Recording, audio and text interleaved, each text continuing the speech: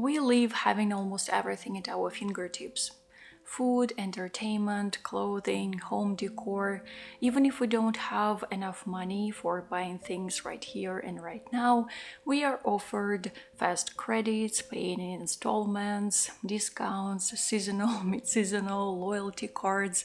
Influencers introduce more and more cravings into our life, and at some point it begins to seem that you just have to own certain things because that's what other people do, right? But not really. It is important to own not everything, but your own essentials, things that truly matter to you and that make your life fuller, which, if to think, does not encompass that many things. In this video, I'll share with you 4 alternative tips on how to be content and happy with less. And in the end of the video, I'll chat about my attitude to no buys and why so many of them fail.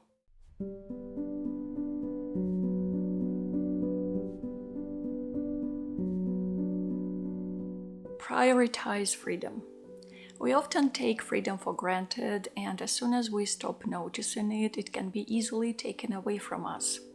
And here I'm not talking about politics, while it matters, and I'm saying this as someone who has lost quite a few freedoms. But let's look at freedom from a minimalist or essentialist perspective. Freedom is mostly manifested through how much time you have for things that make you feel alive, not like a machine dragging through days.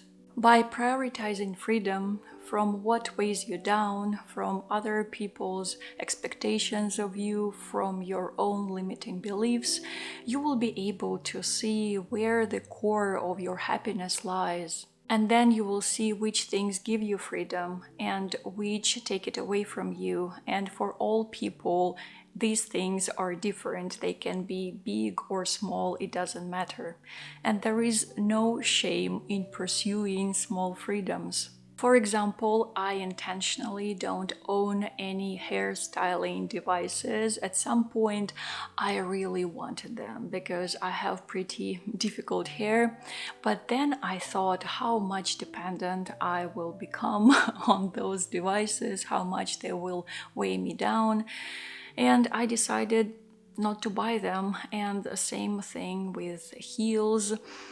I tried wearing heeled shoes for a couple of times, but then I decided that the freedom of movement is more important for me.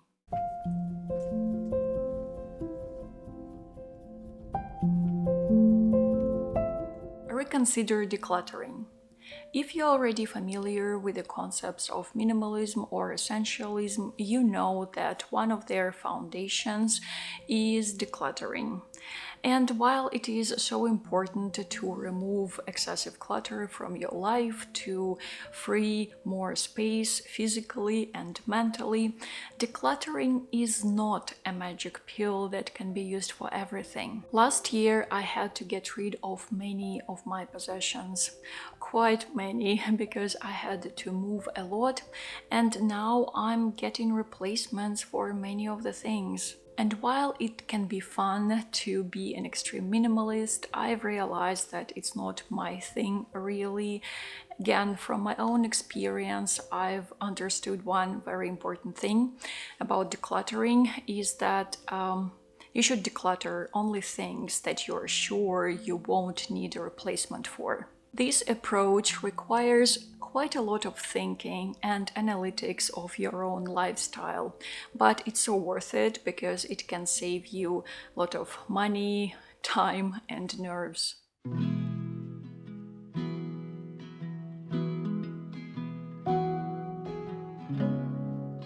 Question comfort.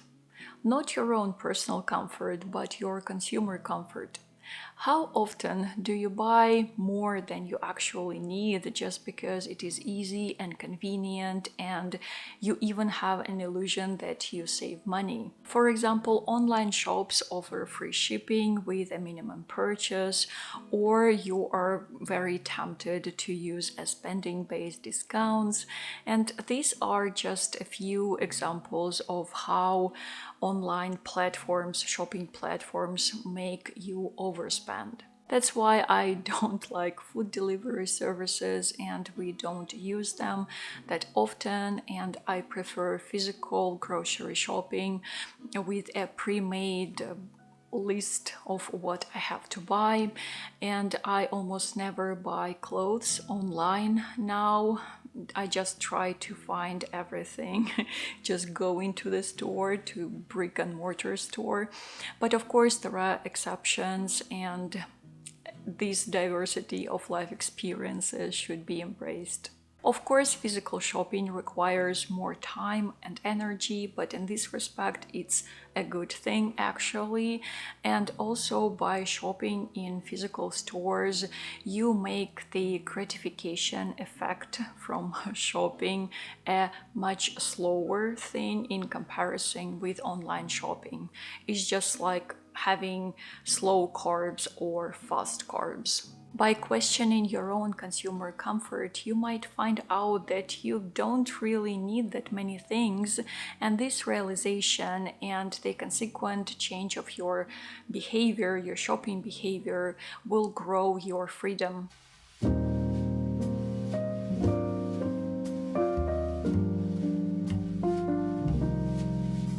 Increase accountability.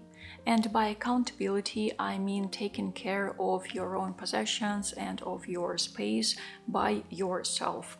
Cleaning, mending, repairing. Of course, again, it's energy and time consuming and it requires having special skills, but what you get in return is quite valuable. You get to truly own your things, to know them in a deeper way, and also form bonds with them. You will be able to see what number of things and which size of space you are capable of taking care of. Of course, for many people with physical challenges, this degree of accountability is unattainable, but you don't have to embrace it all. Just choose to do more in certain areas, and then you will notice how you buy and want to buy less.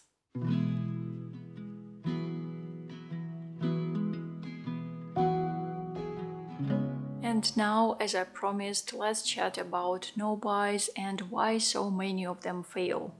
Mostly it's because of the all or nothing approach, which is not the best for so many people. I'm against any harsh approaches, especially as someone who is prone to addictive behaviors.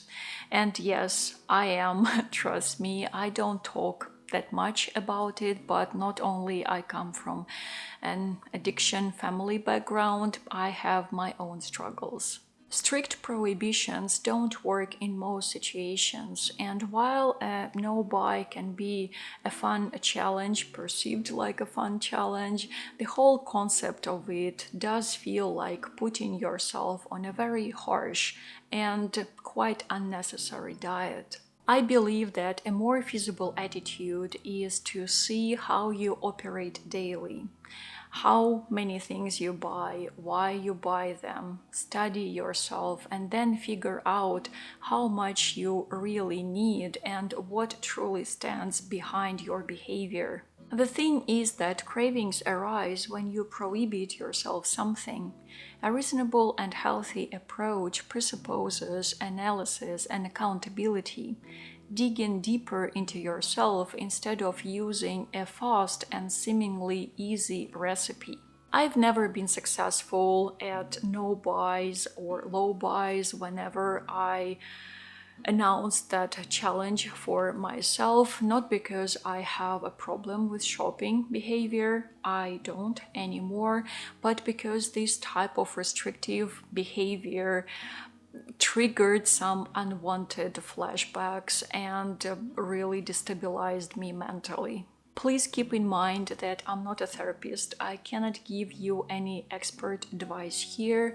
I'm just sharing my own experience and trying to highlight some things that usually get neglected by many minimalist influencers, and I hope that you will find this information, this point of view interesting or inspiring.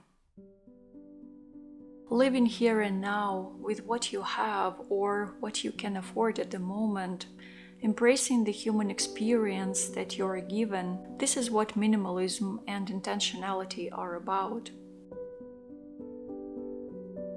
Feel free to share your thoughts and experiences in the comments. Thank you so much for your time and attention, dear friends, and as always, huge thanks to everyone who supports my work on Patreon and other tipping platforms, because thanks to you, I can create these videos that are available to everyone for free. And if you want more personal videos and chats from me, please consider joining the Patreon circle of friends.